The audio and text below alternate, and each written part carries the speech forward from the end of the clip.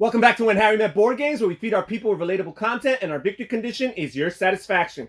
I'm Harry, and before we go any further, please don't forget to subscribe to our channel and click on that bell notification. That way, when we are doing our thing, YouTube lets you know. Also, check in the description down below for some information on our Patreon account and see how you can support this channel. Today, we have another episode of Classic Board Game Corner, and today I'll be talking about this classic game right here, Tikal. And Tikal is one of the lesser known, lesser recognized and acknowledged classic games, but I do qualify it as a classic game because, first of all, this game was originally designed in 1999, so it has the years in its resume to qualify for that distinction of classic, and also because it was very revolutionary and innovative and influential, especially for its time. As I mentioned, this game was originally published in 1999. As a matter of fact, it was the Spiel Des Jahres winner for that year. And back in the 90s, this award has always been very prestigious, but even more so back in the 90s, because back in the 90s,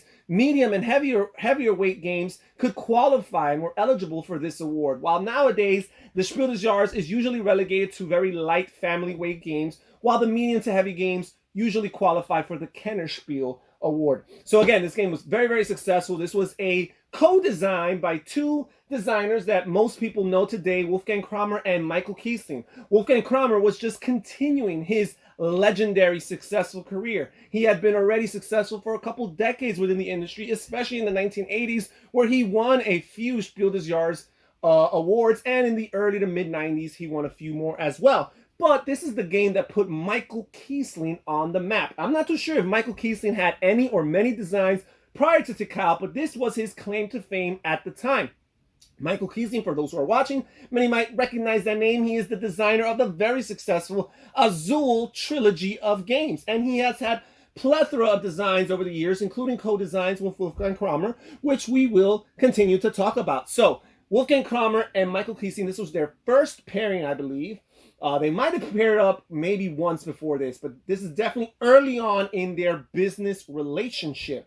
But over the years, they have continued to come back and get together and work on popular and successful designs. As a matter of fact, I'm pretty sure they have over a dozen designs where they have collaborated in order to produce a game. So whatever happens, they probably connect and understand and resonate with each other in ways that a lot of other people don't, because they have that chemistry to keep on putting on successful designs. Now, one thing I always talk about during these episodes of classic board games is the ability for a successful game to produce spin-offs, expansions, and other products that have been influenced or inspired by the original design. And this game is definitely not an exception. First of all, this was the first of what was a trilogy of games referred to as the mask-trilogy. So these two people, Michael Kiesling and Wolfgang Kramer, they designed a trilogy of games which all shared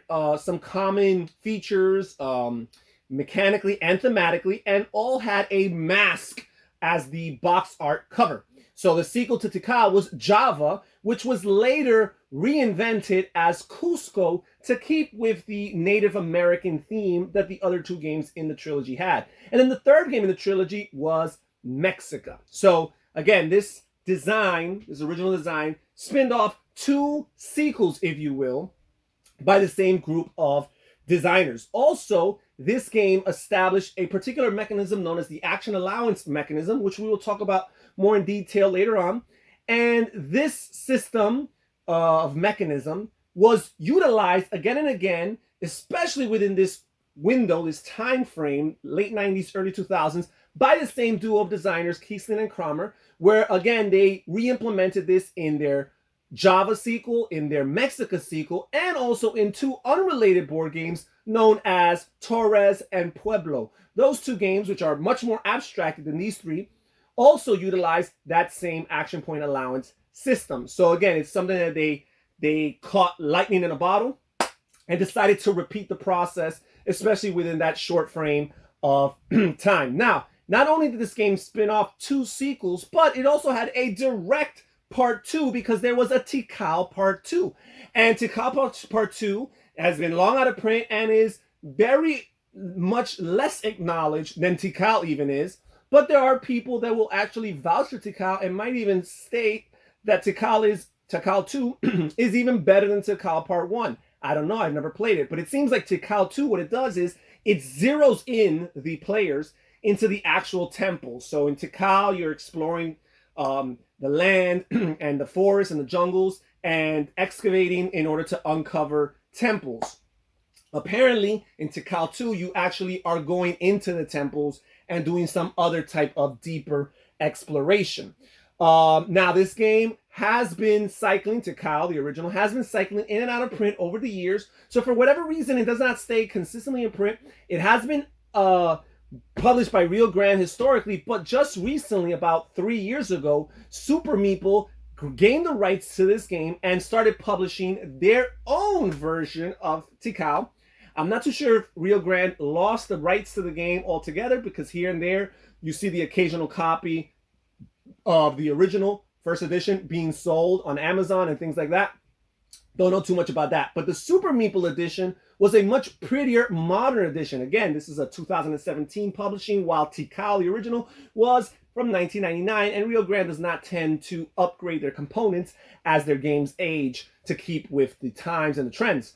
But Super Meeple definitely does, and the production quality was very, very high. First of all, the color schemes looked better, and also you had three-dimensional element, because instead of using small two-dimensional tiles to construct your temples and show the different levels that they have, instead you had these nice three-dimensional pieces that actually look like perhaps a Mayan temple would look back in the day, right? So again, it just has this aesthetic appeal to it, which is really, really captivating with the Super Meeple reprint. Now let's talk a little bit about how innovative this game was. I mentioned that it was innovative earlier. First of all, this was the game that introduced the action point allowance system. Now, lots of games prior to Tikal and after Tikal have utilized the idea of you have set amount of actions you can do in a turn, right? You have 2 actions to choose that you could choose on your turn, and you have a pool of 5 or 6 actions to choose from, or you have 3 actions you could take, and you have a pool of 7 actions you could choose from. But what Tikal did that was innovative was the fact that not all actions were created equal. First of all, on a given turn, each player has 10 allotted points in order to utilize to basically purchase actions, if you will. And each of the different actions, you have maybe 5, 6, 7, 8, 10 actions, depending on the game. I think Tikal in particular has 10. Each of the actions has a different amount of action points that count towards it. So if you want to take a basic simple action, it might only cost you 2 action points. Another action might cost you 3. Another one might cost you 5, right? So you can kind of have to budget your turn literally, because not only are you mapping out what you want to do, but you also want to optimize your turn, because you don't want to have 10 action points and have 1 left over because of the decisions you made. So you might want to rearrange the decisions, the allocations of each of the actions and how much times you want to utilize them on that current turn in order to squeeze out as much juice as possible from that turn and try to use all 10 of your action points. I think that is really cool. Also, we have this area majority with areas that progressively increase in value. Lots of area majority, especially at that time, did not have that. You had all your locations that intrinsically had the same amount of value. El Grande, for example, another Wolfgang Kramer design. You go to a specific region in Spain, and that's the value it has. There's a little bit of modification that could take place with the mobile scoreboards that you can place in different locations, but it's very limited. Here, your temple sizes determine how much points you score for having the majority in that temple location. But as you continue to use excavating actions, you get to excavate and raise the level of your temple and increase the amount of points you will score whenever you claim the majority in that area. So I think that is really neat. Also, the ability to lock a location, albeit only twice in a game, you can lock a location and permanently secure it as your location, right? So you don't have to keep on struggling back and forth, the tug of war kind of competition that takes place between players as they're vying for control of the different areas. You have 2 locations that whenever you're ready to commit to it, you're gonna have to make a little bit of sacrifice. You're gonna have to give up some of your worker pieces, your explorers, if you will. But once you do that, boom, you seal it.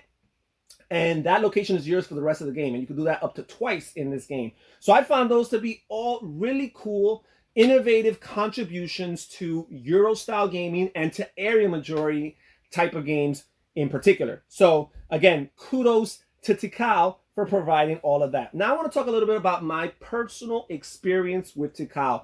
Tikal is a game that I've enjoyed playing over the years. I've had lots of fun. I appreciate the classic feel of this game. I was a big fan of El Grande before even playing Tikal for the first time. So I had a good idea that I was going to like Tikal because, first of all, Wolfgang Kramer, one of the designers from both of the games, and also because I knew that area majority is going to be a factor into it, as well as tile placement, right? I like the idea of tile placement and exploration. You're exploring the map as you go along, and discovering, cutting down the trees of the jungle and discovering new areas, new paths to traverse, new temples to excavate, new artifacts to discover or to collect. All these cool things that you're unearthing as the game unfolds, and also the hidden scoring rounds that are triggered based on the volcanoes that you draw, which to some extent you can anticipate, but at the same time there is a little bit range of surprise as far as when they're exactly drawn. And also the fact that this game was a really good two-player area majority game, because most area majority games, first of all, don't even allow for two players. Some create dummy players in order to compensate for the fact that area majority thrives in multiplayer scenarios, and others do allow for two-player area majority, but feel so loose. They don't feel tight enough. They don't feel restricted enough. I feel like Tikal plays very well at two players. An argument can be made that it might even be at its best at two players, even though I do like it with more players, because it's still a little bit more intriguing as you have more players competing for the different areas. But yeah, it plays very well at two players and does not lose much, if anything at all, playing at the count. So again, it just gave a real positive impression on me from the very beginning. And finally, I'd like to wrap up by talking about the future of this game. What do I foresee? Well, obviously, this game has been around for over 20 years and has still not come even remotely close to having mass market success. I'm not talking about competing with the games that you find at Target. I'm talking about even some of the more favorite games within the niche of hobby board gaming. This game does not compete. First of all, like I mentioned, sometimes it's not even in print. How can a former Spiel des Jahres winner ever have that happen to it, right? And again, unlike many of the other games that I've covered so far in Classic Board Game Corner, this game is not a game that most people in the hobby know. I feel like lots of people in the hobby have never even heard of Tikal, and part of it is because of how old it is, the fact that it's not always circulating in print, and again, just a lot of people do not talk about it. However, I do think that this game will continue to have some reputation, some positive reputation for years and decades to come, because I think it will always be a highly regarded game among those people who play it. Again, how many people will play it? I do not know. I do hope that Super Meeple continues to reprint this game. I've noticed that it's not in print with them currently. I haven't found any copies that are available, at least. But it would be amazing if they would continue to keep it in circulation, because Super Meeples did it justice for modern day times with the three-dimensional pieces. And I feel like if they keep it in print, lots of modern gamers who are more inclined to purchasing products that have high production quality, I think they will be attracted and intrigued by the prospect of purchasing and or playing a game of Tikal. So again, I think that it will be highly regarded by people who continue to play it for decades to come, but I think there's a very good chance that it will remain one of those obscure, kind of on the side of the classic board games that are not necessarily acknowledged and recognized by all gamers. But again, those who do get a chance to try it will be impressed. All right, that's it for today's episode. Thank you for joining us. Please consider clicking on one of the videos that you see on the screen right now. Also, check in the description down below for a link to our Patreon account and see how you can support this channel and become more involved with the behind-the-scenes process. Research and find a tier that works for you. This is Harry saying take care, everybody. Stay safe, stay healthy, and have fun gaming. Bye-bye.